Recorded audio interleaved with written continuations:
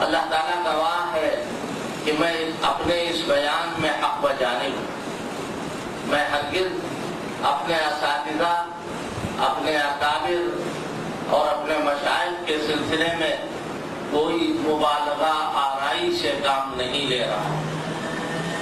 ایک وقت آیا ہندوستانیوں پر کہ وہ آنکھیں آسمان پر اٹھائے ہوئے، اے اللہ جب تیری نصرت ہوگی، جب تیری مدد آئے گی، اس وقت متحدہ ہندوستان، پاکستان نہیں بنا ہے، ہندوستان نہیں تقسیم ہوا ہے، اور عام اور خاص سارے کے سارے لوگ آسمان کی طرف نظریں اٹھائے ہوئے ہیں کہ شاید قرب قیامت ہو، حضرت عیسیٰ علیہ السلام آ جائے۔ ادھر مقابلے پر وہ طاقتیں ہیں کہ جو روز ازل سے مسلمانوں اور اسلام کے دشمن ہیں۔ لَتَجِدَنَّ أَشَدَّ النَّاسِ عَدَاوَةً لِلَّذِينَ آمَنُوا الْيَهُودَ، وہ لوگ کہ جو مسلمانوں کی دشمنی کی قسم کھائے ہوئے۔ کیوں؟ حضور مدینے میں کیوں آئے؟ دشمنی کا آغاز ہو رہا، مدینے میں کیوں آئے؟ اور مدینے میں آ کے آپ نے یہودیوں کو کیوں نکالا؟ وَالَّذِي أَخْرَجَ الَّذِينَ كَفَرُوا مِنْ أَهْلِ الْكِتَابِ مِنْ دِيَارِهِمْ لِأَوَّلِ الْحَشْرِ، پہلی مرتبہ حضور نے نکالا یہودیوں کو مدینے سے، اور دوسری مرتبہ حضرت فاروق اعظم نے یہودیوں کو جزیرۃ العرب سے نکالا۔ لہذا ان کی دشمنی، کبھی حضرت عثمان کی شہادت کی شکل میں ان کی دشمنی آتی ہے سامنے، کبھی حضرت عمر کی شہادت کی شکل میں وہ عداوت کرتے ہیں، کبھی جنگ صفین، جنگ جمل کے حالات رونما ہوتے ہیں، ان کی دشمنی ساتھ ساتھ۔ اتنے زمانے کے بعد انگریزوں نے کہا کہ ہم متحدہ ہندوستان کے لوگوں کو اپنا غلام بنائیں۔ اس وقت کے جو پیغمبر کے جانشین موجود تھے انہوں نے کہا ٹھیک ہے، ہم پھٹے ہوئے بوریے پر بیٹھیں گے، ہم پھٹی ہوئی جانماز پر نماز پڑھیں گے، ہم ایک وقت فاقہ کریں گے، ہم گھاس کا گٹھر سر پر لاد کر کے اس کو بیچ کر کے اپنے بچوں کا پیٹ پالیں گے، لیکن یہ نہیں ہوگا کہ ہندوستان غلام رہے، متحدہ ہندوستان آزاد ہو کر کے رہے گا۔ اس باب میں حضرت شیخ الہند رحمۃ اللہ علیہ، شیخ الاسلام مولانا حسین احمد مدنی، مولانا ابوالکلام آزاد، ربیع احمد قلوائی، یہ سارے لوگ انہوں نے حکمت عملی اختیار کی کہ ہندوؤں کو بھی اپنے ساتھ لینے کی کوشش کی کہ آؤ آزادی کی لڑائی میں ہمارا ساتھ دو۔ ورنہ حقیقت یہ، میں نے ہندوستان میں بھی لاکھوں کے مجمع میں متعدد مرتبہ یہ بات کہی ہے کہ گاندھی کو باپ ہم نے بنایا، گاندھی پر سر ہم نے اونچا کیا۔ وہ وقت یاد نہیں جب مالٹا سے جیل کاٹ کر کے شیخ الہند آ رہے ہیں، جن کو کالا پانی ہوا تھا، اور گاندھی انڈیا گیٹ پر پہنچے ہوئے ہیں۔ اس وقت وہ جو گیٹ بنا اس کا نام انڈیا گیٹ اسی لیے رکھا گیا کہ گاندھی یہاں آ کر کے شیخ الہند کے استقبال کے لیے۔ شیخ الہند آ رہے ہیں جیل کاٹ کر، انگریزوں نے اپنے CID، انگریزوں نے اپنے جاسوس اور اپنے نمکخواروں کو گودی پر جہاز کے اوپر بھیجا۔ حضرت شیخ الہند سے آ کر کے انہوں نے کہا کہ حضرت آپ بوڑھے ہو گئے اور آپ کے بہت سارے شاگرد بیدار ہیں، چلیے آپ دیوبند میں چل کر کے آپ حدیث پڑھائیے۔ حضرت شیخ الہند انگشت بدندہ ہے کہ یا اللہ میرا شاگرد اور انگریزوں کے ہاتھ بک گیا، اور یہ کہہ رہے ہیں کہ دیکھو مجھے مشورہ نہ دو، میری نیت، میرا ارادہ، میرا اعتقاد، میرا جذبہ یہ ہے کہ اگر میں چلنے پھرنے کے لائق نہ رہوں گا تو میں شاگرد کو سے کہوں گا کہ کیا پائی اٹھاؤ اور اٹھا کے لے جا کے میدان جہاد میں ڈال دو، میدان جہاد میں ڈال دو۔ یہ جان رہے گی، یہ جان رہے گی تو انگریز کی مخالفت رہے گی۔ میں جمعیت کے کارکنوں کو یہ بتانا چاہتا ہوں کہ تمہارا نصب العین اور ہمارا نصب العین اس بات میں یکساں۔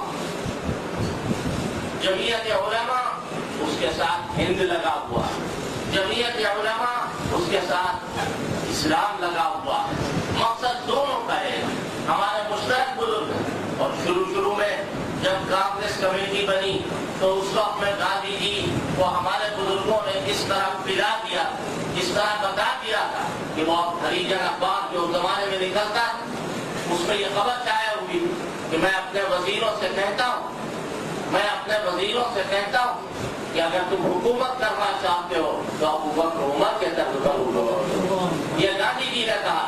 وہ وقت بھی ابھی ہمارے سامنے ہاتھ موجود ہے اور ہمارے پاس اس کے حروف اس کے ریکارڈ موجود ہیں کہ جب نئی جیل میں موتی لال نہرو اور گاندھی جی شیخ الاسلام یہ سب الہ آباد میں جیل میں ہیں. رمضان کا مہینہ آیا, ہمارے اکابر نے کہا ہم روزہ رکھیں گے اور یہ ہندو حضرات کیا کہہ رہے ہیں کہ ہمارے مسلمان بھائی روزہ رکھیں گے تو مہینہ بھر ہم پاکا کریں.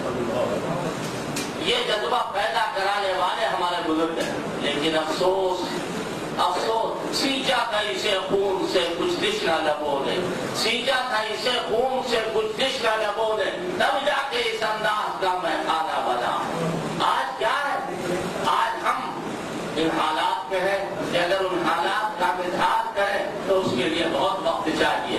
لیکن اتنا ضرور کہیں گے سب بسب جام خالی لیے ہاتھ میں, سب بسب جام خالی لیے ہاتھ میں, رند پہنچے ہیں ساقی کے دربار میں. خشک ہوٹوں پہ ہے نعرہ تشنگی, خشک ہوٹوں پہ ہے نعرہ تشنگی, جشن کشنا لبیبا کا.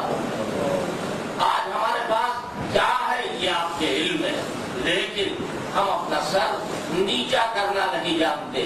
دشمنوں کے سامنے ہم ہمیشہ سب اونچا رکھیں گے. اللہ تعالیٰ کی مہربانی سے ہمارے دو بازو سامنے آئے, ایک جمعیت علماء اور دوسرے دارالعلوم دیوبند. دارالعلوم دیوبند میں ہمارے یہاں ملک کی آزادی کا سبق پہلے بھی دیا گیا اور آج بھی ملک کے ساتھ وفاداری کا سبق دیا جاتا ہے. ہم آپ میں سے کسی کو اپنے ملک کے حق میں بے وفا نہیں سمجھتے اور خود بھی الحمدللہ ہم بے وفا نہیں ہے. ہماری رگوں میں خون جو دوڑ رہا ہے وہ ملک کی وفاداری کا خون دوڑ رہا ہے. آج ہم آپ کے سامنے جلدی کچھ باتیں اس لیے عرض کر رہے ہیں کہ پھر شاید کبھی موقع ملے یا نہ ملے. آپ یاد رکھیے جمعیت علماء کوئی سیاسی جماعت نہیں. میں بہت ہمت کر کے کہہ رہا ہوں اور مجھے اس کا بالکل خوف نہیں ہے کہ کوئی تردید کرنا چاہے تو تردید کرے. جمعیت علماء خالص علماء دین اور علماء حق کی بنائی ہوئی ایک جماعت جس کے اندر مذہب ہے, دین ہے, شریعت ہے, حدیث ہے, قرآن ہے, اعتقاد کی اصلاح.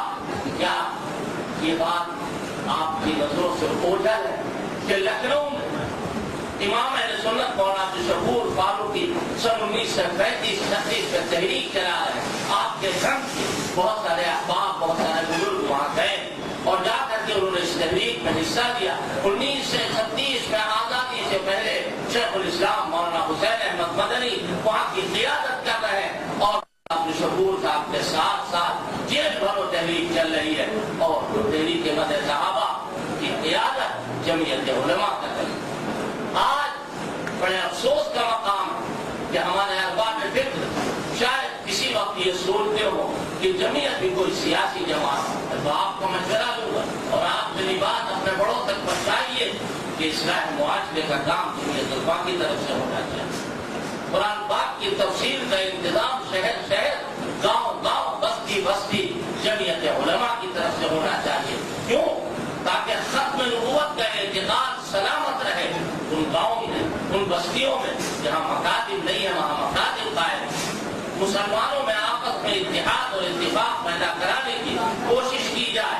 تحفظ ناموس صحابہ ہو یا تحفظ ختم نبوت, یہ سارے کام ایک ہیں اور جمعیت کے پلیٹ فارم پر مضبوط کام ہونا چاہیے. قادیانیت بن پہ اور ہم دیے, قادیانیت فروغ پائے اور ہم زندہ رہے نہیں. اگر ان کو کچھ آتا ہے تو وہ پیسے کے بلبوتے پر کرتے ہیں, وہ اپنے اعتقادات پیسے کے بلبوتے پر پھیلا رہے ہیں. ہمارے یہاں ہندوستان میں قادیانیوں کے خلاف اس موجودہ دور میں مرزا ناصر جب یہاں سے صاف کر کے گیا ہے لندن, الحمدللہ اس وقت ان کے والد ماجد نے مجھے بلایا اور میں یہاں موجود تھا. آج فیصلہ ہوا اور رات کو بھاگا لندن پہنچا اور اس موقع پر اللہ غریب رحمت کرے امیر الہند مولانا سید اسعد مدنی رحمت اللہ علیہ موجود تھے. انہوں نے دارالعلوم دیوبند میں ایک اجلاس کیا اور وہ عالمی اجلاس تحفظ ختم نبوت کا ہے. پاکستان سے حضرت مولانا محمد مالک صاحب شیخ الحدیث جو صاحبزادے ہیں حضرت مولانا ادریس کاندھلوی رحمۃ اللہ علیہ کے وہ شریک ہوئے. الحمدللہ میں اپنے بچپنے کے باوجود بالکل لڑکا تھا, نوجوان تھا, لیکن مجھے بھی کھڑا کیا گیا. میں اپنے دین کی سعادت سمجھتا ہوں. لہذا قادیانیوں کے خلاف ہم سب لوگ کھڑے ہوئے اور ہم کو انگلی اٹھا کے لوگ کہتے ہیں یہ پاکستانی, یہ پاکستان. ہم آپ سے کہتے ہیں اور علیہ اعلان کہتے ہیں نہیں, ہم ہندوستانی, اور ہندوستانی ہونے کا ہمیں نام ہے. اگر ہندوستان میں کوئی فرقہ پرست اپنے آپ کو ہندوستانی سمجھتا ہے اور مسجد والے اور مدرسے والوں کو بدیشی سمجھتا ہے تو وہ غدار ہے. وہ ملک کا غدار ہے. ہم نے ہندوستان کو آزاد کرایا, ہم نے خون دیا, ہم نے جان دی ہے. میں نے دل دیا, میں نے خون, میں نے دل دی, میں نے جان دی, میں نے دل دیا, میں نے جان دی, مگر تو نے نہ قدر. میں نے دل دیا, میں نے جان دی, مگر تو نے نہ قدر کی. اسی بات کو کبھی کہا اسے چپکیوں پہ ہوا. آج دارالعلوم دیوبند پوری دنیا کے مسلمانوں کی رہنمائی کر رہا. آج جمعیت علماء ہند اور جمعیت علماء پاکستان تمام مسلمانوں کے لیے ڈھالس ہے. لہذا اس کے کام کو آگے بڑھانا چاہیے. ہم قادیانیت کی تحریک میں آپ کے ساتھ, ہم تحفظ ناموس صحابہ کی تحریک میں آپ کے ساتھ ہیں. ہمارا اعتقاد کہ اب کوئی نبی نہیں آئے گا, اسی طرح ہمارا اعتقاد ہے کہ اب کوئی صحابی بھی پیدا نہیں ہوگا. اب تک ختم نبوت کی بات سنی ہے تم نے, آج سن لو. جس طرح ختم نبوت کا اعتقاد ضروری ہے, ایسے ہی ختم صحابیت کا اعتقاد بھی ضروری ہے. کوئی صحابیت آئے گا نہیں. حضور کے ساتھ صحابیت کا معاملہ تھا, جھوٹا ہے مرزا غلام احمد قادیانی اور اس کے سارے متبعین. لہذا یہ محاذ ہمارا اور آپ کا مشترک محاذ ہے. آپ اپنے یہاں ان تمام چیزوں کو فروغ دیجیے کہ جس کا تعلق مذہب سے ہے, شریعت سے ہے, دین سے ہے, اسلام سے ہے, جدوجہد سے ہے, فکر سے ہے, جذبے سے ہے, عقیدے سے ہے. ان تمام چیزوں کو فروغ دیجیے اور اسٹیپ بائی اسٹیپ کام کرتے رہیے. جمعیت علماء نے کبھی جذبات کا ساتھ نہیں, جمعیت علماء نے کبھی مارو کاٹو کا ساتھ نہیں دیا. جمعیت علماء ہمیشہ مہذب اور مؤثر انداز میں. بابری مسجد کا قضیہ اٹھا, بعد انتہا پسند لوگ کھڑے ہوئے, لیکن مولانا اسد مدنی اور جمعیت علماء اپنی جگہ پر ہے کہ سن 1949 سے بابری مسجد کا قضیہ چل رہا ہے. سڑکوں پر مت آؤ, مظاہرے مت کرو, اس سے انتہا پسند متحد ہو جائے گی. نتیجہ کیا برآمد ہوا وہ آپ کے سامنے.